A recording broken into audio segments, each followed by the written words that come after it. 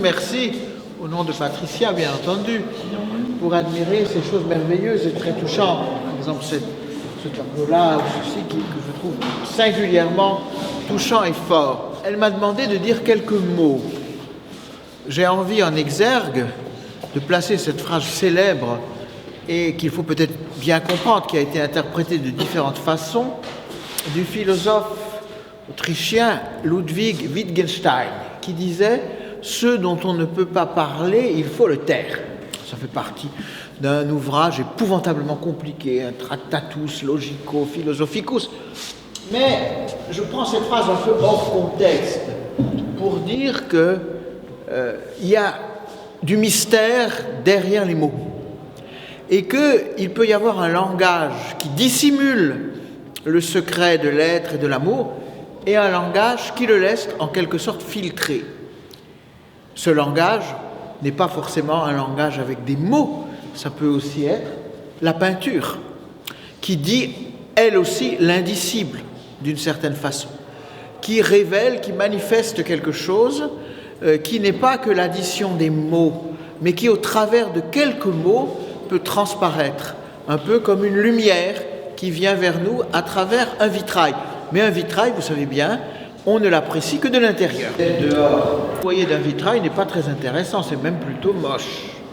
Eh bien, c'est cet oxymore, justement, qui est tout le temps mis en lumière. Ce qui est insignifiant est en fait terriblement signifiant. Pensons à notre vie. Le plus signifiant de notre vie est peut-être quelque chose d'insignifiant. Prenez l'Écriture, je vous parlais de la brise légère du livre de l'Exode, dans la Bible. La brise légère, ce n'est pas l'ouragan. Mais Dieu n'est pas dans l'ouragan, il est dans la brise légère.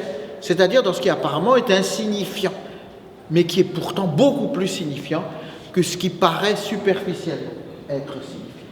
Donc il n'y avait encore rien, et pourtant le monde était livré à la nécessité d'être. Il y a comme une nécessité d'être. On rejoint des mystiques comme Plotin, par exemple, au IIIe siècle. Qu'est-ce que ça peut vouloir dire, cette nécessité d'être? Comment l'exprimer?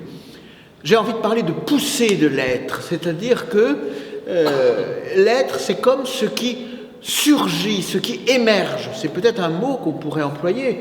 Le spirituel émerge dans le temporel ou dans le terrestre.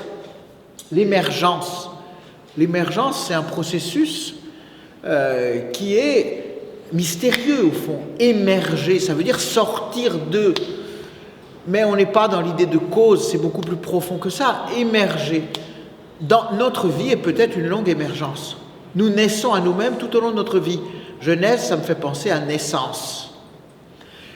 J'ai envie quand même d'ajouter, même si ça apparaît moins par exemple sur ce tableau, qu'on est parce qu'on meurt ou parce qu'il y a le néant.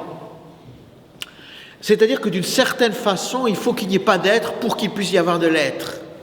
Sinon, nous sommes obstrués. Il y a quelque chose qui nous empêche d'être. Vous retrouvez ça chez des mystiques comme Maître Eckhart au Moyen-Âge. C'est complexe, cette idée-là. Peut-être pas complexe, mais subtile. C'est précisément parce que nous ne sommes plus que nous pouvons devenir. C'est au cœur de toutes les expériences spirituelles. C'est lorsque nous ne sommes plus quelque chose que nous pouvons enfin advenir, finalement, à nous-mêmes. C'est l'expérience sans doute de toute une vie. Vous connaissez Électre de Giraudoux. Comment cela s'appelle-t-il? Cela s'appelle l'aurore. Ça veut dire qu'il n'y a plus rien de ce qui semblait être construit. Nous avons le sentiment peut-être de perdre aussi notre identité, nous ne savons plus ce que nous sommes, disons nous ne sommes plus rien, et c'est lorsque nous ne sommes plus rien que nous commençons à naître enfin. Eh bien, c'est à tout cela qu'on voit ces tableaux. Alors cette belle expression, ce que les hommes appelleraient le hasard. On a souvent dit que le hasard c'est Dieu incognito. C'est un peu cette idée, mais c'est précisément par ce dépaysement du hasard qu'on peut accéder à la profondeur du mystère. Sinon, on est tenté de donner une explication, on pourrait dire trop rationnelle, trop à notre portée, qu'on collerait sur le monde, apparemment très cohérente, mais finalement tellement et simplement et purement humaine. Alors que ce hasard, qu'on appelle le hasard, qui n'en est pas un en réalité, mais qui nous désarçonne. Peut-être la première expérience face à une œuvre d'art, c'est d'être désarçonné par elle. C'est-à-dire quand on Regardez par exemple celle-ci, on pourrait parler des autres. On se dit, mais qu'est-ce que c'est? Ça nous frappe, ça nous saisit, ça nous désarçonne. On commence par perdre un peu pied face à elle. C'est ainsi qu'on peut certainement se laisser enrichir par elle. Et puis cette phrase très belle, de même que nous avons porté l'image terrestre, nous porterons aussi l'image céleste. Encore une fois, le terrestre et le céleste qui se répondent. Et la beauté de l'art, c'est de dire que finalement l'impalpable est aussi sensible. Je crois que l'artiste parvient à rendre sensible, perceptible, ce qui en soi est impalpable, à rendre, comme Jean d'Ormesson parvenait à exprimer par des mots ce qui est indicible, sinon au travers même des mots. Alors je vais conclure parce que il faut se laisser toucher. Vous savez, rien de pire que de vouloir trop commenter une œuvre d'art ou trop philosopher, c'est-à-dire donner une sorte de rationalité qui devient un peu artificielle. Mais ce que je voudrais dire simplement en conclusion, ou qui sera finalement très simple, qui pourrait tenir en un seul mot, c'est le mot amour. Qu'est-ce qui, au fond, fait le lien entre tous ces aspects disparates et parfois éclatés? C'est l'amour. L'amour de soi, déjà, puisqu'effectivement, la poussée d'être, la première poussée d'être, c'est qu'on veut être, c'est-à-dire qu'on s'aime soi-même.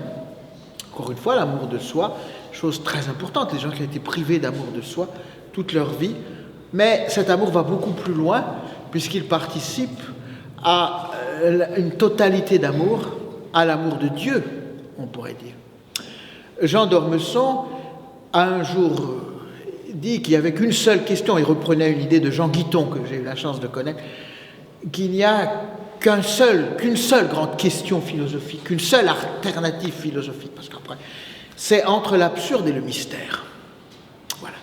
Et je crois que l'absurdité de l'absurde conduit au mystère, c'est vrai, mais surtout la seule façon de parvenir au mystère, c'est se laisser toucher quelque part par ce qui est déconcertant, c'est vrai, mais qui vient nous frapper au cœur et nous faire naître à nous-mêmes en nous arrachant aussi à nous-mêmes. Il y a toujours cette part d'arrachement.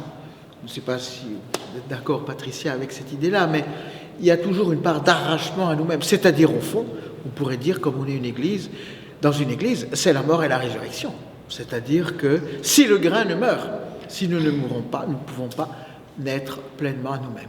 Alors je vais quand même laisser, après la conférence pour la bénédiction, le père va, monsieur l'abbé, qui vient d'un pays